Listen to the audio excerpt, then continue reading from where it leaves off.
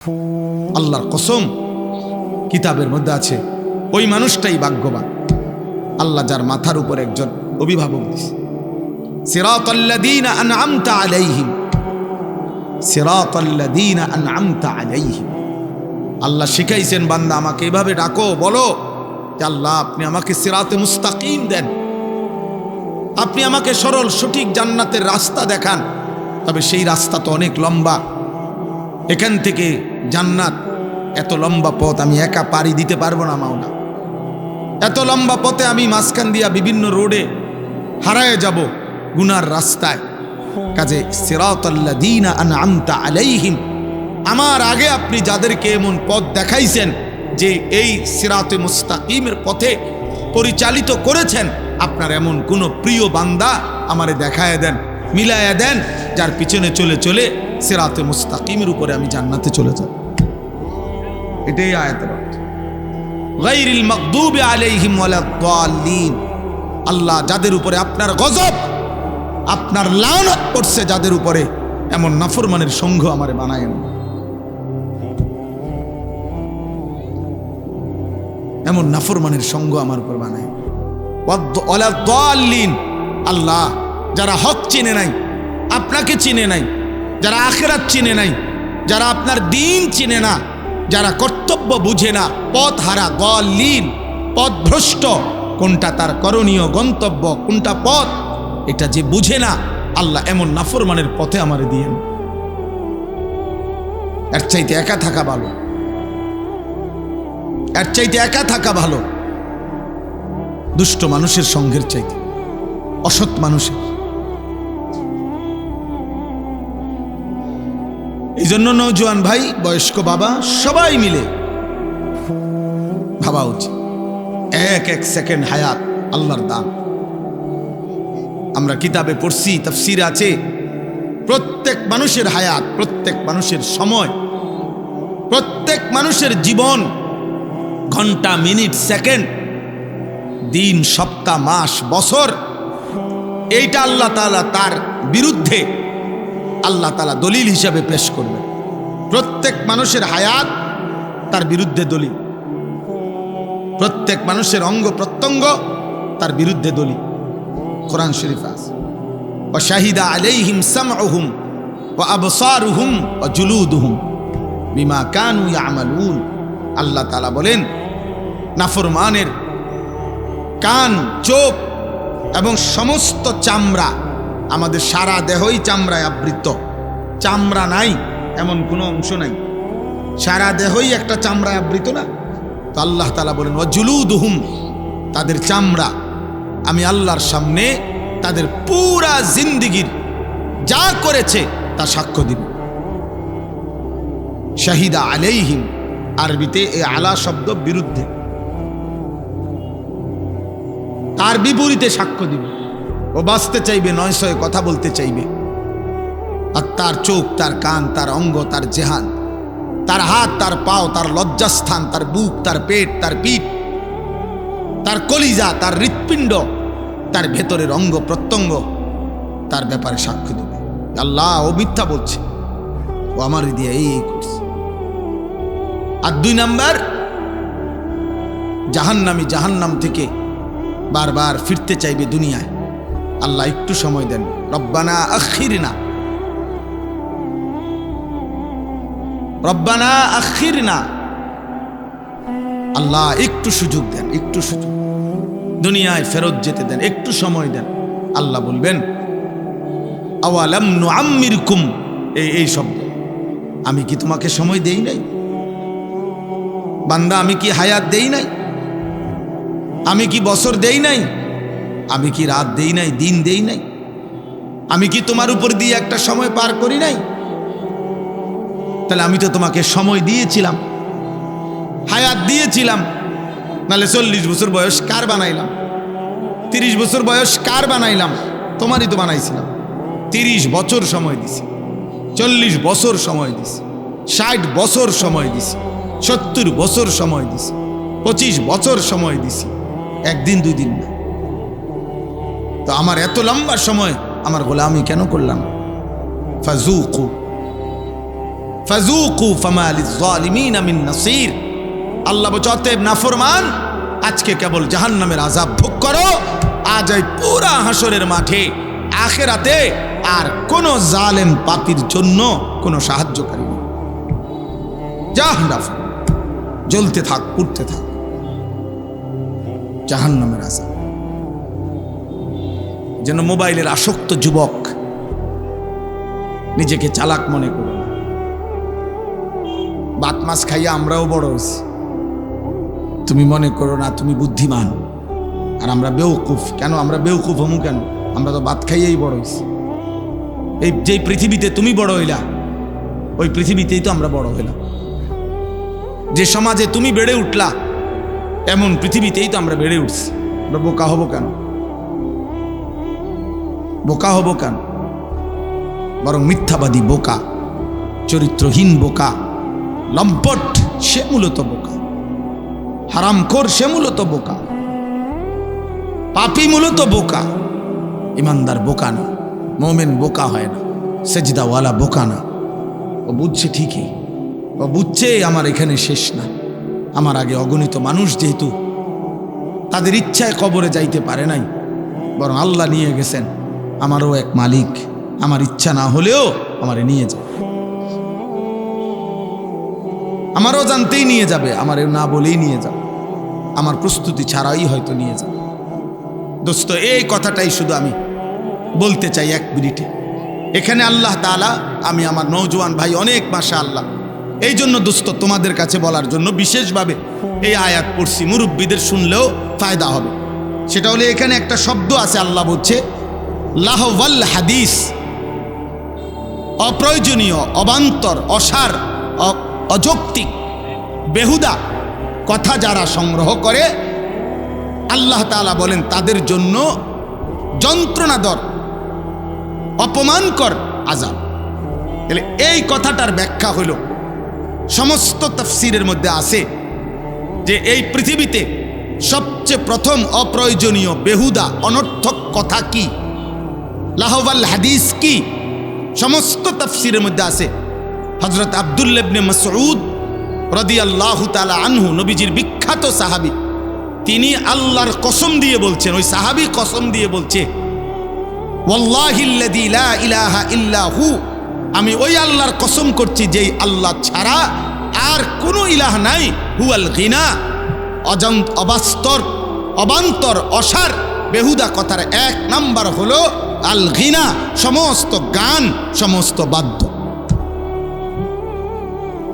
এবং এই কথাটা অগণিত সাহাবায়ে কেরাম বলছেন।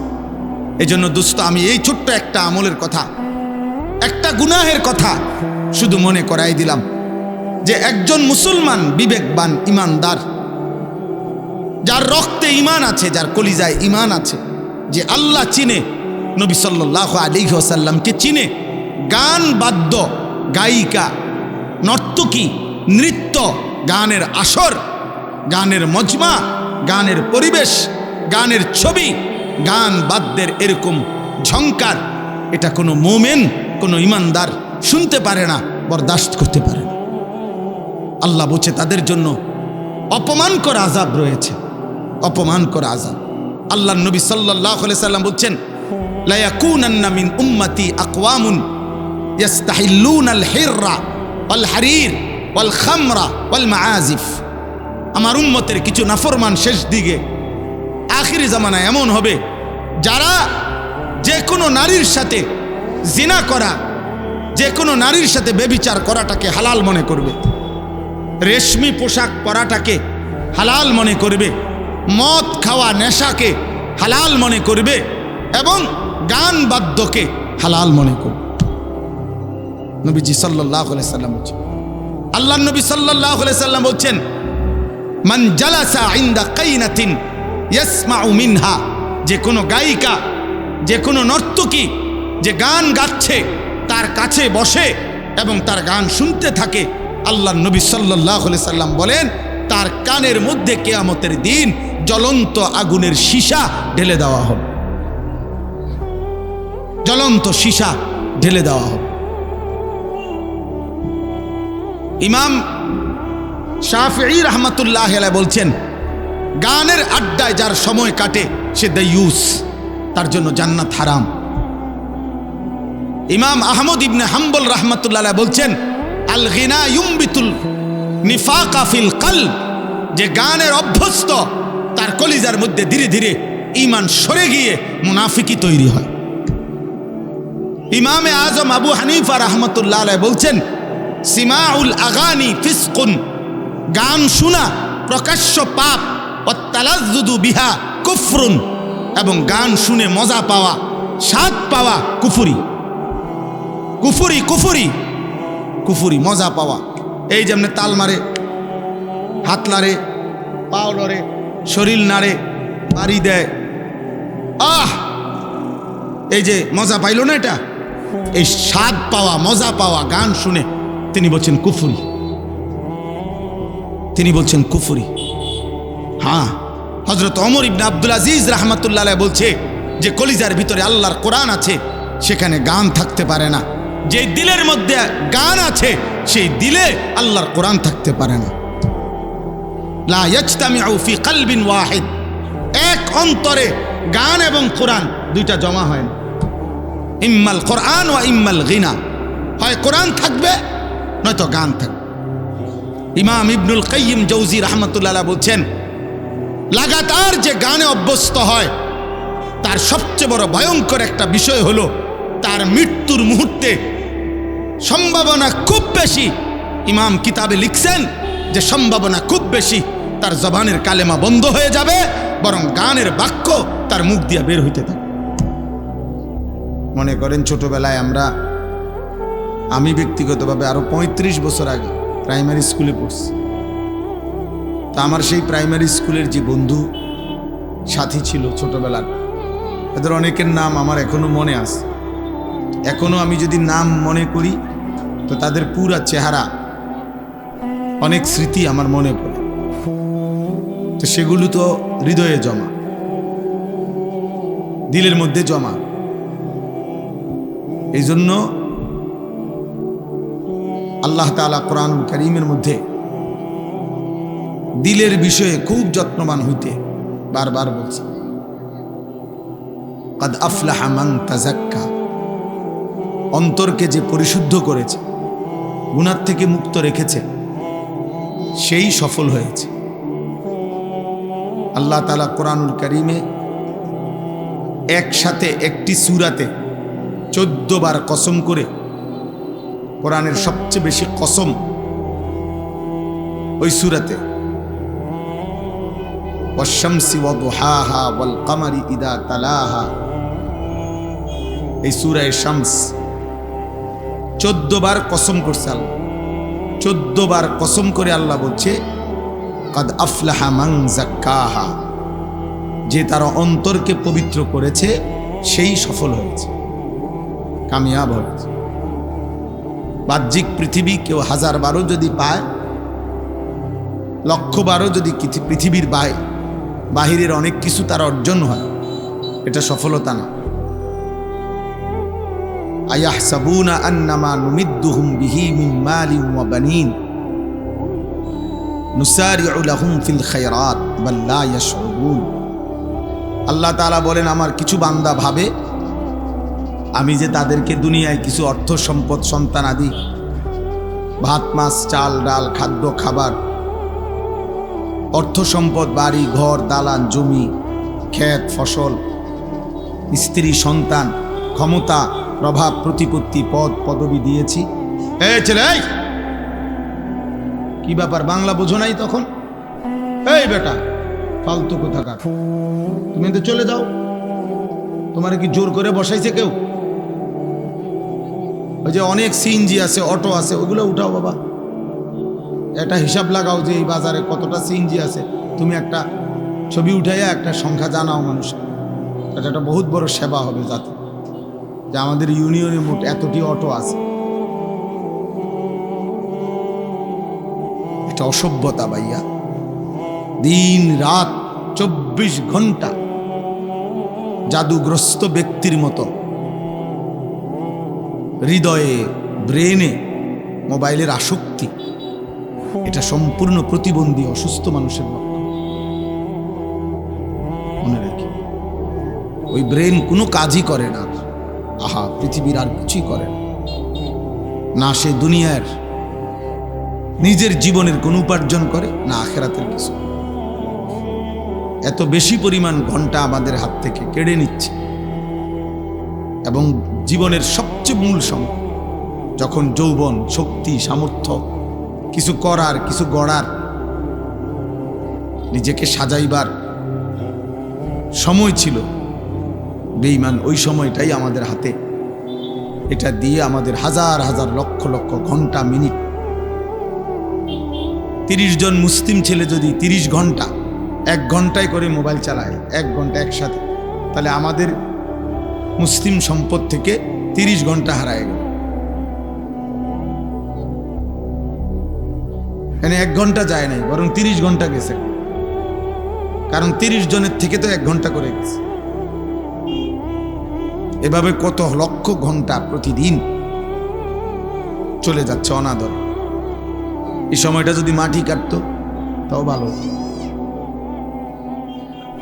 এই সময়টা যদি সে কিছুটা দুনিয়াবি কিছু করত। ছোট ছোট কত কাজ আছে। তুমি একটা মোমবাতি বানাও, এটা তো বিক্রি হবে। তুমি একটা মেস এটা বানাও, এটাও বিক্রি হবে। একটা কয়েলের বাক্স বানাও, এটাও বিক্রি হবে। একটা কলম, সেটাই বানাও। ছোট ছোট মেশিন আছে যেটার জন্য অনেক বড় ফ্যাক্টরি লাগে না। ছোট কুদ্দুর জায়গা হইলেই উপার্জন করা যায়। এমন কিছু করে না, অপদার্থ তার বাবার কাঁধের উপরে ভর করে বসে আছে যে আজকে 2 বছর 3 বছর ঘুরে কি বিদেশ যাব। তো বিদেশ যাইলে যাইবা আর কি, যেদিন যাইবা ওই দিনে না। এখন বসে রয়েছে, এখন ঘুরে। তার বাবা সুদে টাকা নিয়া, কিস্তিতে টাকা নিয়া, যেমনে পারুক জমি বিক্রি করে হোক, মাথার ঘাম পায়ে ফেলে হোক, রক্ত বেচা হোক, কিডনি বেচা হোক, পরে বিদেশ পাঠাই দেয়। নাই তো সে উপার্জন করতে পারে। এখানে 6 ঘন্টা কাজ, 8 ঘন্টা কাজ বাংলাদেশে কুলায় না। এই বেচারাই বিদেশে 12 ঘন্টা ডিউটি, অনায়াসে ডিউটি। এই সেই ছেলে যে দেশে থাকতে যারে দিয়ে 2টা ঘন্টা কাজ করানো যায়। আমি তো নিজে দেখছি আপনার বিল্ডিং এর এত উঁচা উঁচা বিল্ডিং, সৌদি আরব, এই বিল্ডিং এর রেলিং ধরে দাঁড়ায় রয়েছে, কাজ করতেছে, কি ঘাম পড়তেছে রোদ্রে। 12 ঘন্টার আগে কোনো ছুটি নেই, 12 ঘন্টার কমে কোনো ডিউটি নেই, কোনো ডিউটি নেই। অথচ এখানে কুলাইল না, এখানে কুলায় না। চালাও বাবা, মোবাইল চালাও। একদিন তোমাকেই থেমে দাঁড়াইতে হবে। জীবনের পিছন দিকে তাকাইলে মনে পড়বে, হায় কত সময় আমার হাত থেকে চলে গেছে। ইয়া লাইতানি কদ্দামতু লি হায়াতি। কোরআনুল কারীমের মধ্যে আছে, আল্লাহ তাআলা বলেন, নাফরমান হাসরের মাঠে দাঁড়িয়ে দাঁড়িয়ে আফসোস করবে আর বলবে, হায় আমি যদি আমার এই হায়াতের জন্য, আখিরাতের জন্য দুনিয়ায় কিছু পাঠাইতাম, আমার দুনিয়া থেকে যদি কিছু পাঠাইতাম। ইয়া লাইতানি কদ্দামতু লি হায়াতি, আমি যদি কিছু পাঠাইতাম। ইয়া লাইতানি লাম উতা কিতাবিয়া, হায় আজকে যদি আমার হাতে আমলনামা না দিত, এ আফসোস। ইয়া লাইতানি লাম উশরিক বিরব্বি আহাদা, হায় আমি যদি আমার আল্লাহর সাথে কাউকে শিরিক না করতাম।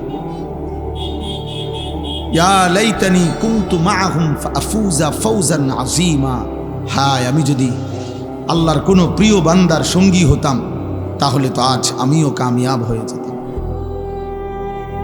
ইয়া লাইতানি লাম আত্তাখিজ ফুলানান খলিলা, হায় আমি যদি দুষ্ট নাফরমান পাপীকে বন্ধু না বানাইতাম। ইয়া লাইতানি ইত্তাখাযতু মা'আর রাসূলি সাবিলা, হায় আমি যদি আল্লাহর রসুলের পথ ধরতাম। ইয়া লাইতানা আতা'না আল্লাহ ওয়ার রাসূলা, হায় আমি যদি আল্লাহ এবং তার রসুলের আনুগত্য করতাম। সব কোরআন শরীফের আয়াত। ইয়া লাইতাহা কানাতিল কাদিয়া, হায় আজ এই হাসরের মাঠে যদি আমাকে মৃত্যু এসে সমান করে দিত। আফসোস করতেই হবে দোস্ত, কোনো সন্দেহ নাই। হাদিসের মধ্যে আছে আল্লাহর নবী সাল্লাল্লাহু আলাইহি সাল্লাম বলেন, জান্নাতে যাওয়ার পরেও জান্নাতি বান্দা আফসোস করবে যে আমি যদি আরো কিছুটা তাসবিহ পড়তাম, আমি যদি আরো কিছু তাসবিহ পড়তাম, আমি যদি আল্লাহকে আরো কিছু ডাকতাম, তাহলে আজ জান্নাতেও তো আমার মর্যাদা আরো উপরে উঠত। মানে দুনিয়ার সময় এতটা দামি যে জান্নাতে যাওয়ার পরেও বান্দা আফসোস করবে যখন তার চাইতে উঁচা জান্নাতে মানুষকে দেখবে, খুব আহা আমি যদি আর 10 বার সুবহানাল্লাহ পড়তাম তাহলে তো আমি উঠতাম, আমি যদি আর 100 বার সুবহানাল্লাহ বেশি পড়তাম তাহলে তো আমিও আর একটু উপরে উঠতে পারি। এই জন্য সবাই মিলে পাঞ্জাবিওয়ালা টুফিওয়ালা কে কারে দেখান, কার ছবি কে দেখে, কার গান কে শোনে, কে কারে দেখাইতেছেন, কে কারে দেখাচ্ছেন, কার জন্য এত কষ্ট করতেছেন, দৌড়াইয়া দৌড়াইয়া ঘুরা ঘুরা দাঁড়াইয়া বইয়া শুইয়া কাইতইয়া সিতইয়া সবাই মোবাইলে ছবি তুলতেছে। সফলতা জীবনের সার্থকতা। ফেসবুকে আসছে আমার একটা ছবি, আমার জীবন সার্থক, আমার একটা ছবি আসছে ফেসবুক, ইউটিউবে আমার একটা ছবি আসছে, অতএব আমি সফল। অথচ আল্লাহ তাআলা বলছেন গুনাহ থেকে যে নিজের দিলকে পাক করেছে সে সফল। ফামান যুহজিহা আনিন নার ওয়া উদখিলাল জান্নাহ ফাকাদ ফাযা। আল্লাহ তাআলা বলেন যাকে জাহান্নাম থেকে মুক্তি দেয়া হলো এবং জান্নাতে প্রবেশ করানো হলো সেই কেবল সফল হলো। ফাকাদ ফাযা, সে সফল হলো। ইতিহাসের নির্ভরযোগ্য কিতাবে আছে দোস্ত, নবীজি সাল্লাল্লাহু আলাইহি সাল্লামের সাহাবীরা যখন যুদ্ধের ময়দানে জীবন দিতেন, সারা শরীর যখন রক্ত মাখা শরীর নিয়ে শহীদ হচ্ছিলেন, শেষ নিঃশ্বাস যাওয়ার মুহূর্তে শাহাদাতের পবিত্র রক্তে, তখন সাহাবীরা বলতেন ফুস্তু ওয়া রব্বিল কাবা, কাবার রবের কসম আমি সফল হয়ে গেলাম, আমি আল্লাহর জন্য জান দিলাম। ওনারা সফলতা ভাবতেন শাহাদাতে, ওনারা সফলতা ভাবতেন আল্লাহর জন্য জীবন দেওয়াতে। আর আমার কিশোর নওজোয়ান সফলতা ভাবে কোন অসৎ নারী তাকে চিনে, এই সফলতা। কোন অসৎ বন্ধু সমবয়সী তাদের সাথে শেষ আড্ডা দিতে পারে, কেউ বাধা দেয় না, এটা তার সফলতা। তার চেহারা সুরতে এখন এমন হালাত বানাইছে, চলাফেরা এমন গাদ্দার, ফলে তার আপন মা বাবা ভয় পায় তার। ঠিক আছে বাবার এই যেই চেহারা তার, যেমনে গারফাক দেয়, এই নাফরমান কি করে না করে বলা যায় না, যাও ফেলে দাও। এইটা সে এখন সফল। এখন আর মা ডাকে না, বাবা ডাকে না, এখন আর গ্রামের কেউ ডাকে না তাকে। তুমি কামিয়াব, তুমি কামিয়াব দোস্ত। তোমার রাত কাটে নারী দেখে দেখে, তোমার দিন কাটে ছবি দেখে দেখে, তোমার হায়াত ঘন্টার পর ঘন্টা চলে চুল ফিরাইতে ফিরাইতে। তোমার জীবনের সময়ের পর সময়, মিনিটের পর মিনিট চলে যাচ্ছে মোবাইলের নর্তকী দেখতে দেখতে। গান, বাদ্য, অশ্লীলতা, বেহায়াপনা, গল্প, কৌতুক, হাসি, ঠাট্টা, মজাক, বেহুদা, অনর্থক, অপ্রয়োজনীয় কথাবার্তা, এটা সফল। কারণ এখন আর তারে কেউ ডাকে না। যদি এটাই মনে হয় সফলতা, ঠিক আছে, তোমার বিবেকের উপরে রহম করো। কিন্তু আমরা কিতাবে পড়ছি কোনো মুসলমানের, কোনো মানুষের জীবনের সবচেয়ে বড় সৌভাগ্য যে আল্লাহ তাআলা তার জন্য এমন কোনো মুসলিহ, এমন কোনো মুরব্বী, তার মাথার উপরে এমন কোনো অভিভাবক মিলাইয়া দিছেন যে তাকে প্রতি মুহূর্তে চলার পথে টেনে ধরে, না এদিকে যাবে না, এটা করতে হবে, এভাবে খাইবা বসবা না, এভাবে বসো, এটা করো, এটা করো না, এরকম যে তাকে ধরে ধরে শুধরায়া দেয়, ঠিক করে দেয়। আল্লাহর কসম, কিতাবের মধ্যে আছে ওই মানুষটাই ভাগ্যবান, আল্লাহ যার মাথার উপর একজন অভিভাবক দিছে। সিরাতাল্লাযীনা আনআমতা আলাইহিম, সিরাতাল্লাযীনা আনআমতা আলাইহিম। আল্লাহ শিখাইছেন, বান্দা আমাকে এভাবে ডাকো, বলো যে আল্লাহ আপনি আমাকে সিরাতে মুস্তাকিম দেন, আপনি আমাকে সরল সঠিক জান্নাতের রাস্তা দেখান। তবে সেই রাস্তা তো অনেক লম্বা, এখান থেকে জান্নাত এত লম্বা পথ আমি একা পাড়ি দিতে পারবো না মাওলা, এত লম্বা পথে আমি মাঝখান দিয়া বিভিন্ন রোডে হারায়ে যাব গুনার রাস্তায়। কাজে সিরাতাল্লাযীনা আনআমতা আলাইহিম, আমার আগে আপনি যাদেরকে এমন পথ দেখাইছেন যে এই সিরাতে মুস্তাকিমের পথে পরিচালিত করেছেন, আপনার এমন কোন প্রিয় বান্দা আমারে দেখায় দেন, মিলায়া দেন, যার পিছনে চলে চলে সিরাতে মুস্তাকিমের উপরে আমি জান্নাতে চলে যাব। এটাই আয়াতের অর্থ, গায়রিল মাগদুবি আলাইহিম ওয়ালাদ-দাল্লিন। আল্লাহ যাদের উপরে আপনার গজব, আপনার লানত পড়ছে যাদের উপরে, এমন নাফরমানের সঙ্গ আমারে বানায়েন,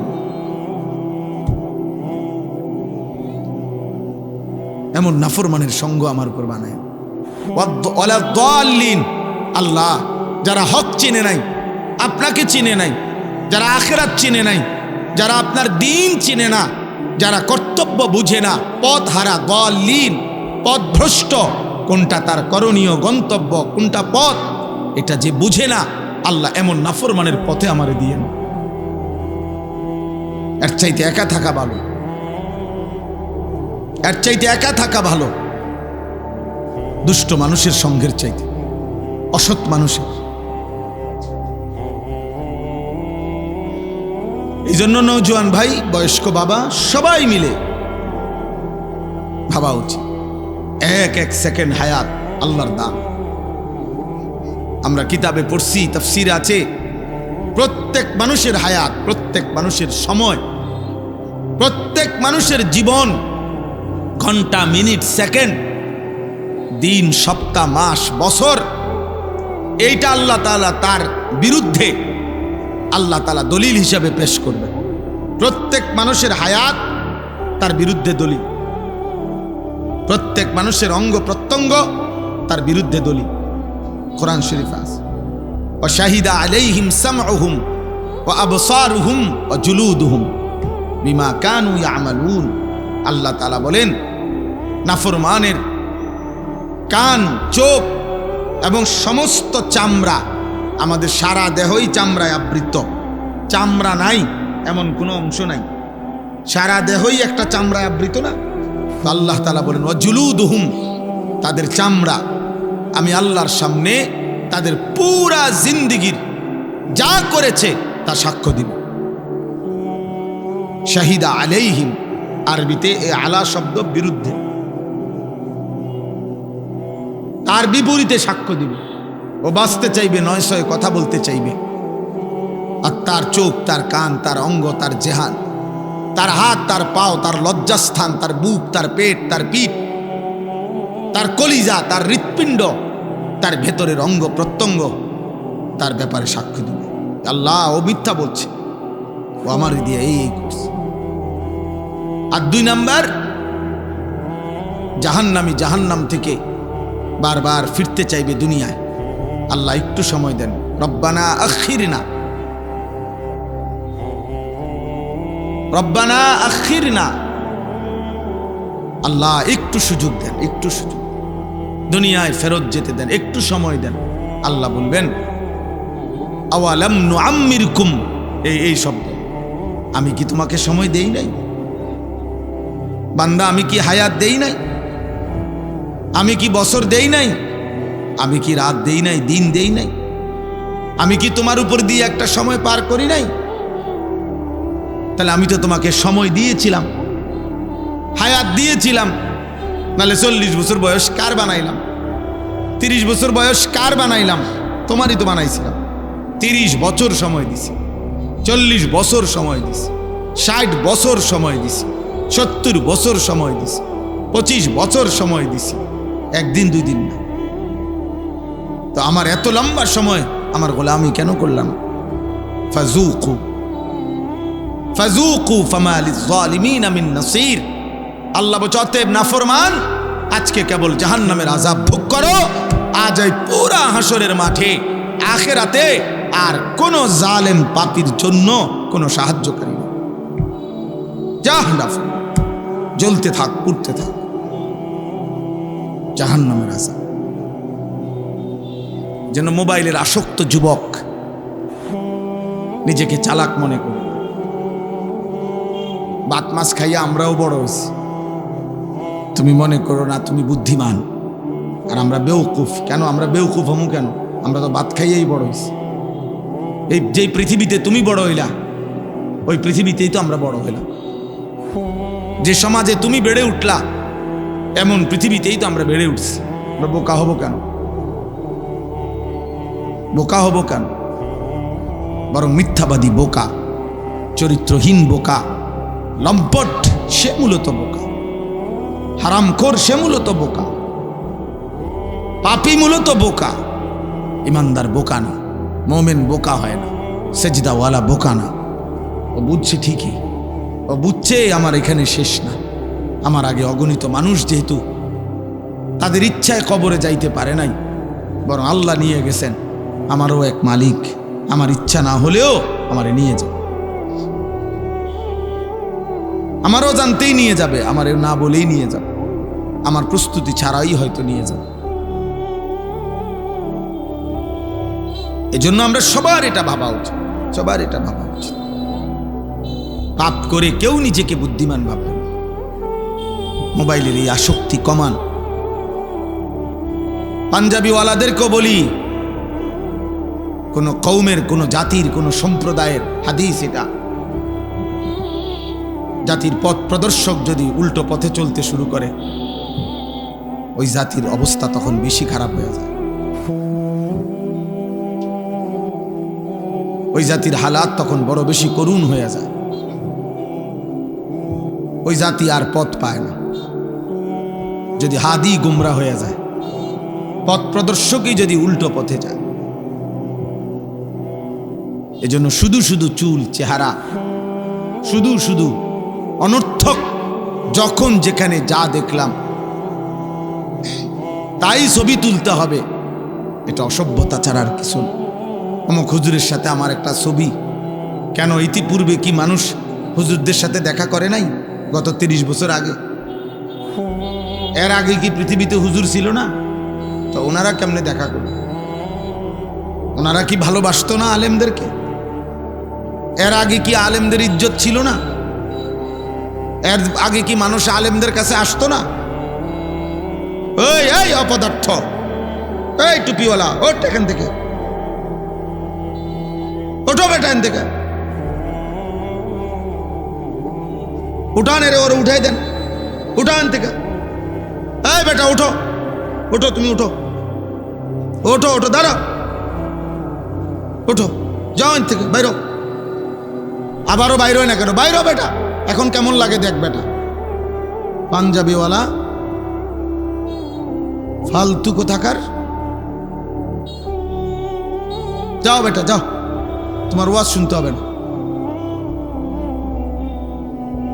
জি বাপ, এটা ফিকির করেন। একটা জাতি চোখের সামনে বুঝি ধ্বংস হয়ে যাবে। একটা জাতির যুব সমাজ বুঝি আমাদের এত মানুষ, এত প্রযুক্তি, এত আধুনিকতা, এত অর্থ, এত প্রাচুর্য, এত ঘর, এত দালান, বিল্ডিং, সব কিছু সুন্দর, সব কিছুই এখন আরামদায়ক, কত সুন্দর সুন্দর ব্যবস্থাপনা।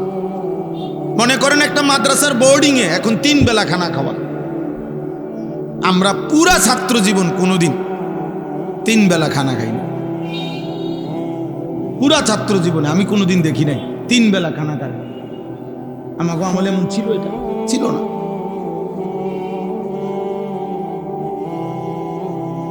একটু তরকারির জন্য তো আমার স্পষ্ট মনে আছে, আমি চোখের পানি ফেলে কাঁদছি। ভাতের প্লেটে আমার চোখের পানি পড়ছে, একটু ভালো তরকারির আশা। তাহলে এখন কত সুন্দর ব্যবস্থাপনা, 3 বেলা গরম ভাত খাওয়ায়, রুমে রুমে ফ্যান চলতেছে। গ্রামের প্রত্যন্ত অঞ্চলেও একটা প্রতিষ্ঠান, সব কিছুই বিল্ডিং, টয়লেট, বাথরুম। আমি কাঁদতাম ছাত্র জীবনে। আমার মনে আছে আমি প্রথম যে বাড়িতে লজিং ছিলাম, এরা ঘর এখান থেকে জামাল ভাই কম পক্ষে ও এই পুরা প্যান্ডেল পার হইয়া আরো 2টা প্যান্ডেল সমান হইব দূরে, সুপারি গাছের ভিতরে হ্যাগো টয়লেট। আগের দিনে তো আমি সন্ধ্যার পরে হলে ভয় পাইতাম। লজিংওয়ালা আমারে, যার বাড়িতে লজিং থাকতাম, উনি আমারে ধরিয়া ধরিয়া হারিকেন দিয়া প্রয়োজন হইলে নিত। উনি দাঁড়ায় থাকতো হারিকেন নিয়া, তো এরপরে আবার নিজের প্রয়োজন সেরে আবার আসত। কত এটা আজ থেকে আমার বয়স কত মনে হয় 400 বছর 300 বছর আগের ঘটনা। এটা নূহ নবীর ঘটনা। আমার বয়স 44 বছর চলতেছে, তাহলে 30 বছর আগের ঘটনা। এজন্য ভাই, বন্ধু, প্রিয় বাবা, অভিভাবক শ্রেণী, আমরা সবাই মিলে আমাদের খামখেয়ালি কিন্তু সীমা বেড়ে যাচ্ছে। এমন নাফরমানির পরে আমাদের কপালে সুখ আসবে। এত গুনাহ, এত পাপ, এত নারী, এত ছবি, এত জিনা, এত ব্যভিচার, এত মদ, এত জুয়া, আমাদের বোনদের, আমাদের মায়েদের এত বেপরদেগি, আমাদের নিরাপত্তা, আমাদের স্বস্তি, আমাদের শান্তি, সুখ কেড়ে নিচ্ছে। আমাদের উপরে বড়সড় আযাব আসবে, বড়সড় আযাব আসবে, বড়সড় মুসিবত আসবে। আমি এইমাত্রই হাদিস পড়ছি, আল্লাহর নবী সাল্লাল্লাহু আলাইহি ওয়াসাল্লামের বিশুদ্ধ হাদিস, তিরমিজি শরীফের হাদিস। নবীজি বলেন, লা ইয়াকুনু ফি উম্মতি খাসফুন ওয়া কাসফুন ওয়া মাসখুন। ফি উম্মতি বলছেন, আমার উম্মতের মধ্যে শেষ জামানায় 3টা বড় বড় আযাব আসবে। 1 নাম্বার হলো মাটি ধসিয়ে দেওয়া হবে, 2 নাম্বার হলো পাথরের বৃষ্টি বর্ষণ হবে, 3 নাম্বার হলো চেহারা বিকৃত করে দেওয়া হবে। সাহাবারা জিজ্ঞেস করছেন, কিলা ইয়া রাসূলুল্লাহ মাতা, এমনটা কখন হবে? আল্লাহর নবী সাল্লাল্লাহু আলাইহি সাল্লাম বলেন, ইজা যাহারাতিল কাইনাত, যখন গায়িকা, গানের আসর বেড়ে যাবে। ওয়াল মাআজিফ, যখন বাদ্যযন্ত্র বেড়ে যাবে।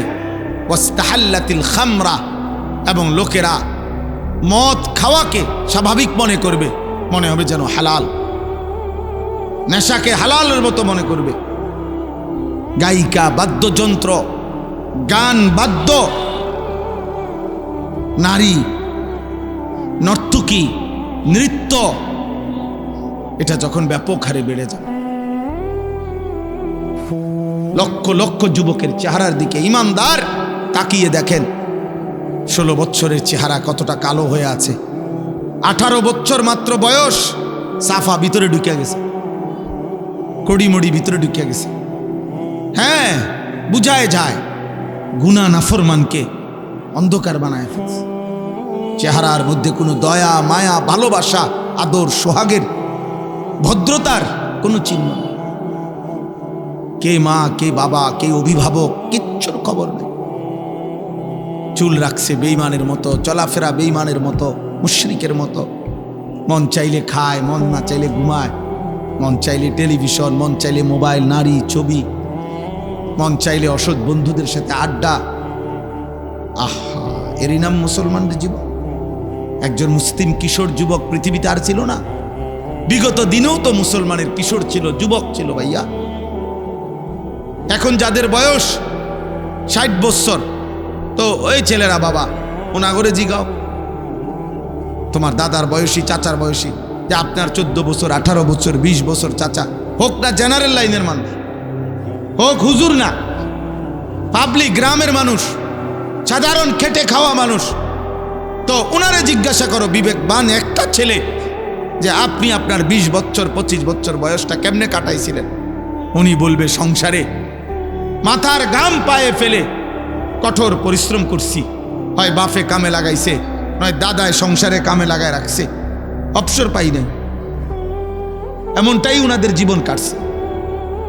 কিন্তু একটু সুখ এই পূর্বপুরুষের, কারো বাবার, কারো দাদার, কারো বড় ভাইয়ের লাগাতার মেহনত কইরা হয়তো সংসারে এখন একটু সচ্ছলতা আসছে, একটু প্রাচুর্য আসছে। এখন আল্লাহর রহমতে তোমার বাপে বিদেশ কইরা অথবা ভাই বিদেশ কইরা বা বিল্ডিং টিল্ডিং করছে, কদ্দুর জায়গা জমি কিনছে, এখন আল্লাহর রহমতে বাড়ির চারদিকে বাউন্ডারি হয়েছে, বিদ্যুৎ আসছে, একটা ফ্রিজ কিনছে, সোফা কিনছে, সংসারটার একটা সুন্দর চেহারা দাঁড় করাইছে। তাহলে এত কষ্টের পরে আজ এমন সুন্দর ইন্তেজাম পেয়ে তোমরা নতুন প্রজন্ম গুনাহ আর নাফরমানি আর অস্থিরতা আর বেহায়াপনায় ডুবে গেছে। নিজেরাই ইচ্ছা করে পরিবার থেকে বাঁধন, অসংখ্য যুবকের, অসংখ্য ছেলে বলতে পারবে না যে তার বাবার আখলাক কেমন, তার আখলাক কেমন। একটা ছেলে বলো মুসলমানের বাচ্চা, বেঈমানের মতো যারা চুল রাখছো, তোর বাবের চুল এমন নেই, তোর বংশের কেউ পূর্বে জীবনে কেউ গত 1450 বছরে এমন চুল রাখছে কিনা তুমি বলো। তাহলে তুমি কোন বেঈমানের মতো চুল রাখলা? কেন? তোমার পূর্বপুরুষ নাই, তোমার কোনো বাবা নাই, তোমার দাদা নাই, তোমার কোনো বংশ নাই, তোমার কোনো সম্ভ্রম নাই। তুমি হঠাৎ করে নতুন করে কোন রঙে সাজতেছ? তুমি কোন মুশরিকের মতো তুমি পছন্দ করে ফেললা? তোমার বাপ দাদা সব ভুল ছিল, তোমার নবী ভুল, তোমার সাহাবারা ভুল ছিল। এত সাহাবা, এত আউলিয়া, এত উলামা, যুগ যুগ ধরে তারা সব অভদ্র, তারা সবার রুচি নাই, তাদের কারো কাছে কোনো সৌন্দর্য নাই।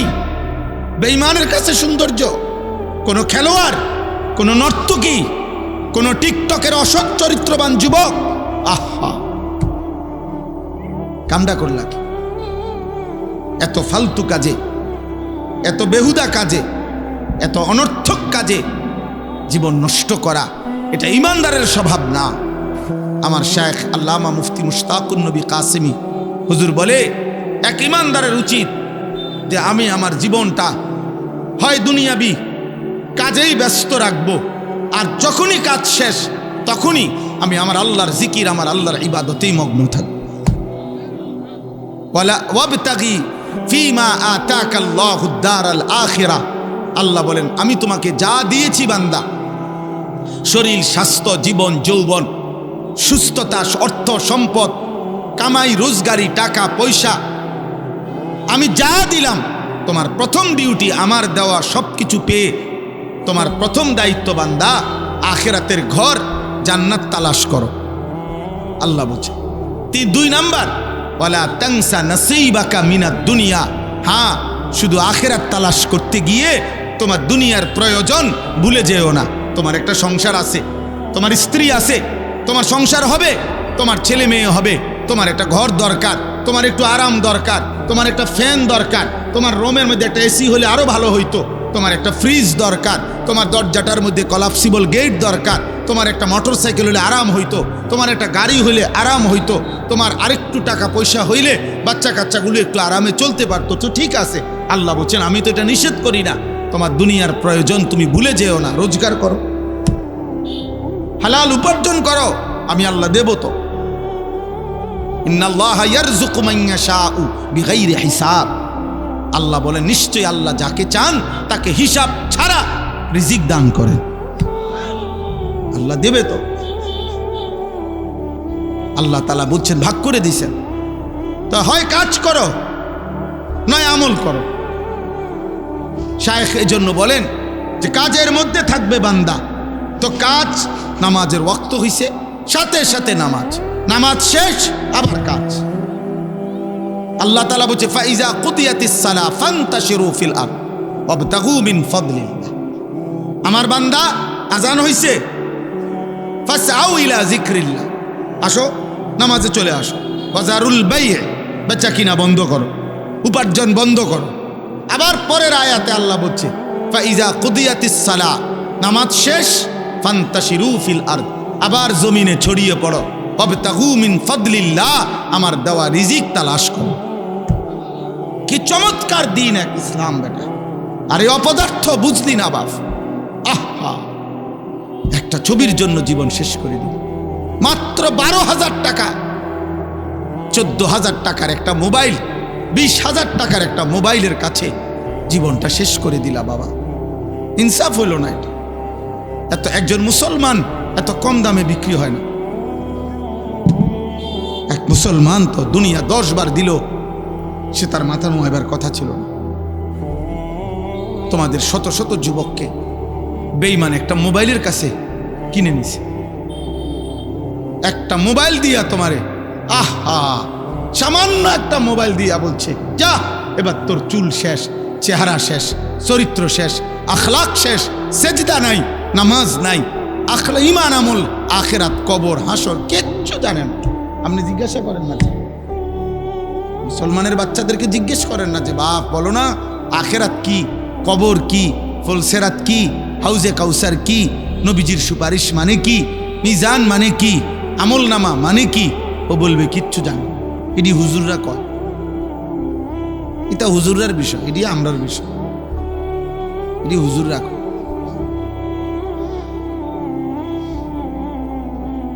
কি শিখাইলেন সন্তানকে, কি বুঝাইলেন?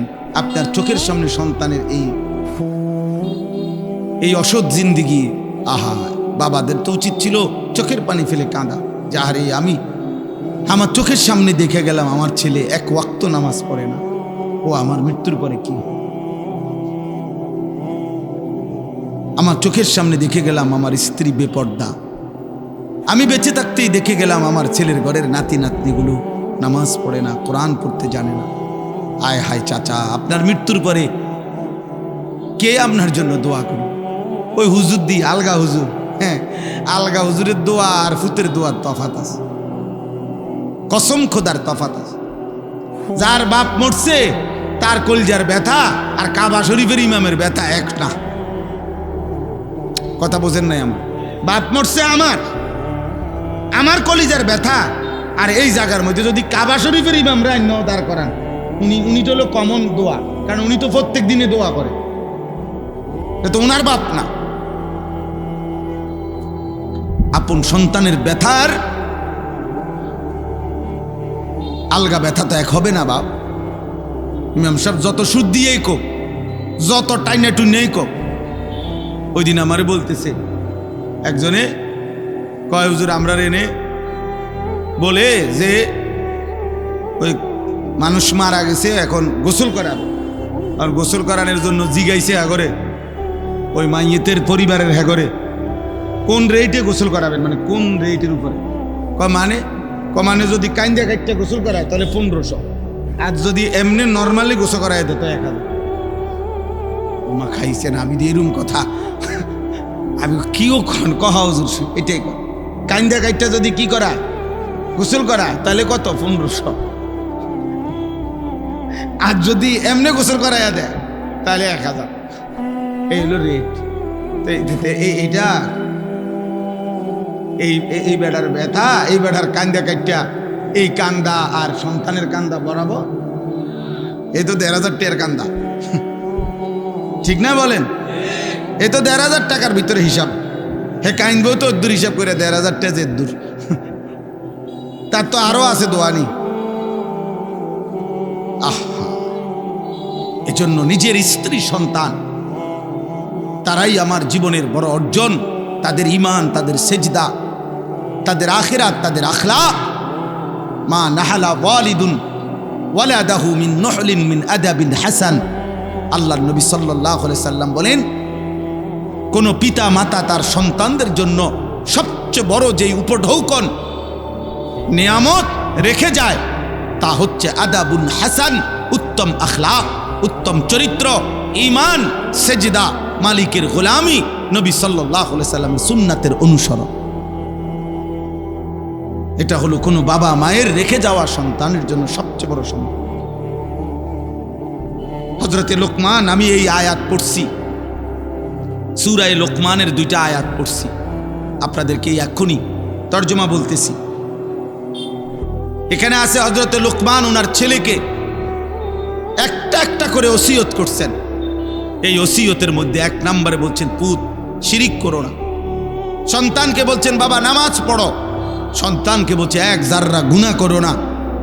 তো একটা কথা বলছে এখানে লোকমান হাকিম ওনার ছেলেকে, যে হে আমার সন্তান, গুনাহ করবার জন্য তুমি যদি কোনো 1 বিন্দু, ইন্নাহা ইনতাকু মিসকালা হাববাতিন মিন খারদালিন, 1 সরিষার দানা পরিমাণ, এই বিন্দু পরিমাণ গুনাহ করার জন্য, ফাতাকুম ফি সাখরাতিন, এই গুনাহটা যদি তুমি কোনো পাথরের ভিতরে করে থাকো, আও ফিস সামাওয়াত, অথবা 7 আসমানের উপরে করে থাকো, আও ফিল আরদ, অথবা 7 তবক জমিনের নিচে কোথাও করে থাকো, আল্লাহ বলেন, লোকমান হাকিম বলছেন ছেলেকে, ইয়াতি বিহাল্লাহ, আল্লাহ কিয়ামতের দিন সেটাও তোমার সামনে নিয়ে আসবে। আড়াল করো না বাপ, আল্লাহকে আড়াল করা যায় না, এমন মালিককে গোপন করা যায় না। দুনিয়াকে আড়াল করা যায়, এই পৃথিবীর সকলকে হয়তো আড়াল করা যায়, কিন্তু মহান আল্লাহকে আড়াল করা যায় না বাবা। আল্লাহ তাআলা বলেন, ওয়ামিনান নাসি মান ইয়াশতারি লাহওয়াল হাদিস, এই সূরা লোকমানের 6 নম্বর আয়াত, 31 নম্বর সূরা, 21 নম্বর পারা। আল্লাহ তাআলা বলেন, আমার কিছু বান্দা আছে এমন, মান ইয়াশতারি লাহওয়াল হাদিস লিয়ুদিল্লা আন সাবিলিল্লাহ, প্রতিনিয়ত আজানের জবাবে আশহাদু আন্না মুহাম্মাদার রাসূলুল্লাহ, মুয়াজ্জিন সাহেব যখন এটা বলে, এটার জবাব দিতে হবে ঠিক এইটা বলে, এরপরে সাল্লাল্লাহু আলাইহি সাল্লাম বলা যাবে, বা বলাও কোনো অসুবিধা নাই, বা বলাই উচিত। কিন্তু মুয়াজ্জিন যখন বলে আশহাদু আন্না মুহাম্মাদার রাসূলুল্লাহ, তো শুধু সাল্লাল্লাহু আলাইহি ওয়াসাল্লাম বললে আজানের জবাব হয় না। নবীজির নাম শুনলে যে সাল্লাল্লাহু আলাইহি সাল্লাম বলতে হয়, এইটা আদায় হয়। তো এটা তো সবসময়ের হুকুম, ঠিক আছে, এটা আদায় হলো, কিন্তু আজানের জবাব হয় না।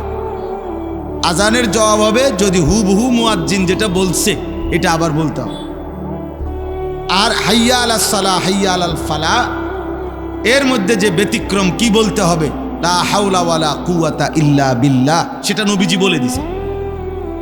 অতএব এটা জরুরি মনে রাখ। 1 2 নাম্বার হলো আজান শেষ হওয়ার পরে দুরূদ শরীফ পড়া সুন্নত, এরপরে দোয়া পড়া সুন্নত। আজানের যে দোয়া, এটাই সুন্নত হাদিসের। এর ব্যতিক্রম যারা করছে করে, এটার দলিল ওনাদের কাছে, আমাদের কাছে নাই।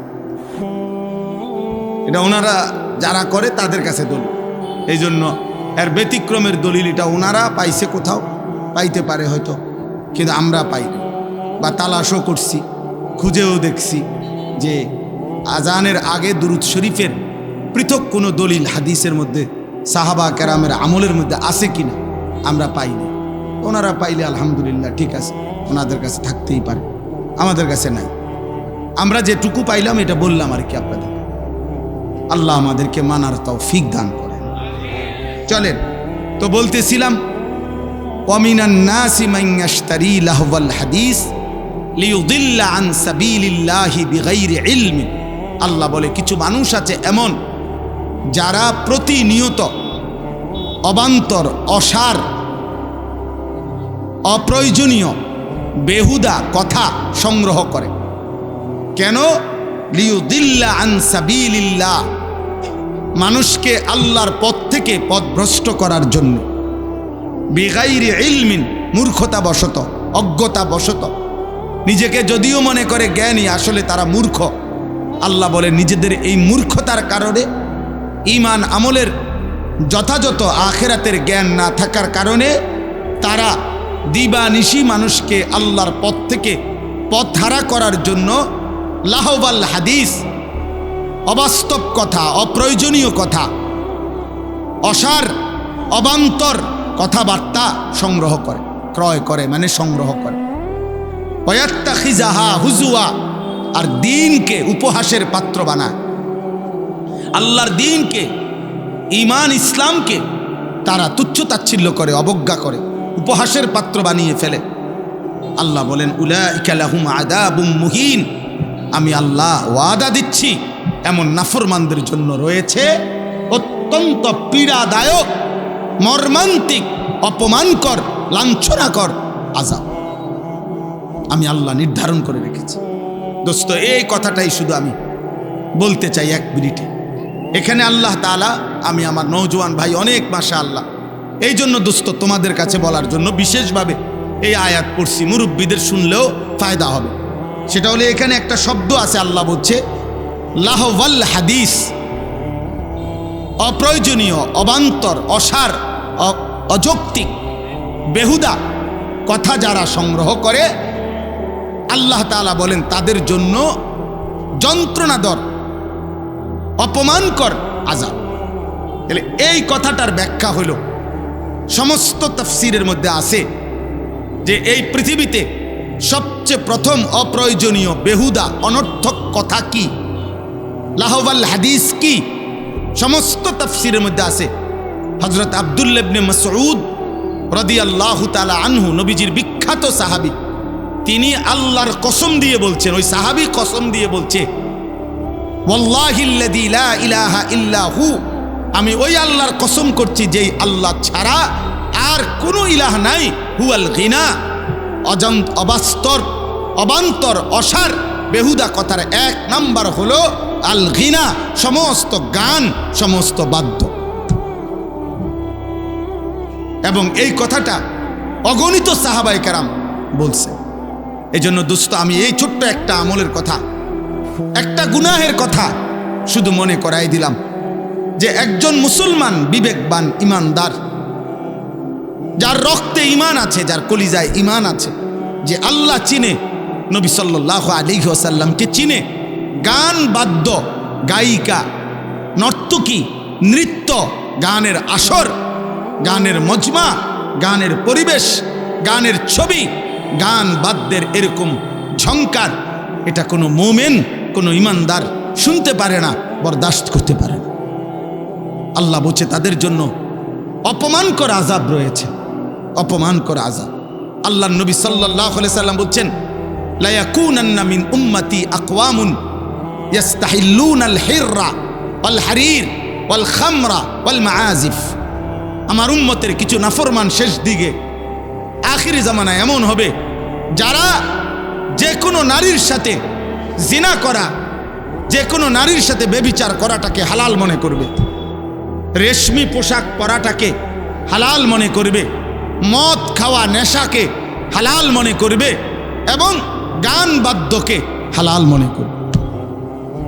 নবীজি সাল্লাল্লাহু আলাইহি সাল্লাম বলছেন, আল্লাহর নবী সাল্লাল্লাহু আলাইহি সাল্লাম বলছেন মান জালাসা ইনদা কাইনাতিন ইয়াসমাউ মিনহা, যে কোনো গায়িকা, যে কোনো নর্তকী যে গান গাচ্ছে তার কাছে বসে এবং তার গান শুনতে থাকে, আল্লাহর নবী সাল্লাল্লাহু আলাইহি সাল্লাম বলেন তার কানের মধ্যে কিয়ামতের দিন জ্বলন্ত আগুনের সীসা ঢেলে দেওয়া হবে,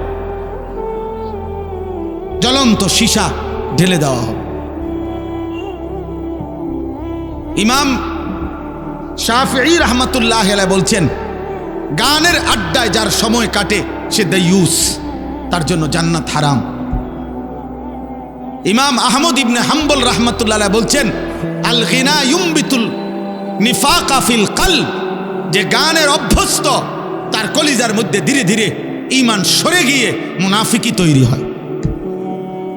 ইমামে আজম আবু হানিফা রাহমাতুল্লাহি আলাইহি বলছেন সিমাউল আগানি ফিসকুন, গান শোনা প্রকাশ্য পাপ, ওয়াত্তালাজ্জুদু বিহা কুফরুন, এবং গান শুনে মজা পাওয়া, স্বাদ পাওয়া কুফরি, কুফরি, কুফরি, কুফরি, মজা পাওয়া। এই যেমন তাল মারে, হাত লাড়ে, পাও লড়ে, শরীর নাড়ে, বাড়ি দেয়, এই যে মজা পাইল না, এটা এই স্বাদ পাওয়া, মজা পাওয়া গান শুনে তিনি বলছেন কুফরি, তিনি বলছেন কুফরি। হ্যাঁ, হযরত ওমর ইবনে আব্দুল আজিজ রাহমাতুল্লাহ আলাইহি বলছে যে কলিজার ভিতরে আল্লাহর কোরআন আছে, সেখানে গান থাকতে পারে না। যে দিলের মধ্যে গান আছে সেই দিলে আল্লাহর কোরআন থাকতে পারে না। লা ইয়াজতামিউ ফি কলবিন ওয়াহিদ, এক অন্তরে গান এবং কোরআন দুইটা জমা হয় না। ইম্মাল কোরআন ওয়া ইম্মাল গিনা, হয় কোরআন থাকবে নয়তো গান থাকবে। ইমাম ইবনুল কাইয়িম জৌজি রাহমাতুল্লাহ আলাইহি বলছেন, লাগাতার যে গানে অভ্যস্ত হয় তার সবচেয়ে বড় ভয়ঙ্কর একটা বিষয় হলো তার মৃত্যুর মুহূর্তে সম্ভাবনা খুব বেশি, ইমাম কিতাবে লিখছেন যে সম্ভাবনা খুব বেশি তার জবানের কালেমা বন্ধ হয়ে যাবে, বরং গানের বাক্য তার মুখ দিয়ে বের হইতে থাকে। এজন্য প্রিয় ভাই, আমার কথা শেষ। দোস্ত আমার, বন্ধু আমার, নওজোয়ান সাথী আমার, মোবাইলের মাধ্যমে প্রতিনিয়ত তো তোমরা নারী, গায়িকা, নর্তকী, গান, বাদ্য, এই অস্থিরতার মধ্যে যদি ডুবে থাকো দোস্ত, এ তোমার ধীরে ধীরে ঈমান শেষ করে দিবে। হয় তোমাকে মুনাফিক বানায় দিবে, নয় তোমাকে বেঈমান বানায় দিবে। শেষ পর্যন্ত অর্জন তো কিছুই হবে না। গায়িকা দিয়া তুমি করবা কি, নায়িকা দিয়া তুমি করবা কি, শেষ পর্যন্ত আখিরাতটা নষ্ট হবে। এজন্য দোস্ত আমার, আমি অনুরোধ করলাম, কোরআনুল কারীমের মধ্যে আল্লাহ বলছে, আফামিন হাদাল হাদিসে তাজাবুন ওয়া তাদহাকুনা ওয়া লা তাবকুন ওয়া আনতুম সামিদুন। আল্লাহ বলছে, এই বেঈমান, আমার বন্ধু, আমার নবী মুহাম্মদ সাল্লাল্লাহু আলাইহি সাল্লাম তোমাদের সামনে কোরআন পড়তেছে, আমার বন্ধু কোরআন পড়ে আর তোমরা হাসাহাসি করো আর গান শুনতে থাকো, তো অথচ তোমাদের চোখে এক ফোঁটা পানিও আসে না। এমন শক্ত নাফরমান বান্দা কেমনে হইল? এজন্য দোস্ত আমার, চারিদিকে আল্লাহর কোরআন পড়া হয়, ইমাম সাহেব আল্লাহর কোরআন পড়ে, মাদ্রাসাগুলোতে তালেবে ইলম কোরআন পড়ে, এমন কোরআনের পরিবেশ চারিদিকে থাকার পরেও ইমানদারের ঘরে জন্ম নিয়ে, মুসলমানের ঘরে জন্ম নিয়ে জীবনটা নষ্ট করো না বাপ। আমি অনুরোধ করলাম প্রত্যেকেই আমরা আল্লাহকে মানার চেষ্টা করেন, এই হারাম গান, বাদ্য, জিনা, ব্যভিচার থেকে নিজেকে হেফাজত করেন, এবং আল্লাহ তাআলা এই মাদ্রাসা, দারুস সুন্নাহ মাদ্রাসা আল্লাহ কবুল করেন আমাদের। আলহামদুলিল্লাহ, এই মাদ্রাসা আমরা সব সময় আসা যাওয়া করি, আমাদের মহব্বতের মাদ্রাসা। তালেবে ইলমদেরকে আল্লাহ তাআলা ঈমান, আমল, তাকওয়া দান করেন, আখিরাতের ফিকির দান করেন। আল্লাহ তাআলা আজকের এই মজমা, এই সুন্দর পরিবেশ কায়েম দায়েম করে দেন, এবং এশার নামাজের পরেও ইনশাআল্লাহ যথারীতি আবার বয়ান হবে, ওলামায়ে কেরাম বয়ান করবে, নওজোয়ান ভাই বাবা সবাই মিলে নামাজের প্রস্তুতি নেন, নামাজ পড়ে আবার যথারীতি বয়ান শুনবেন। আল্লাহ তৌফিক দেন, কবুল করেন।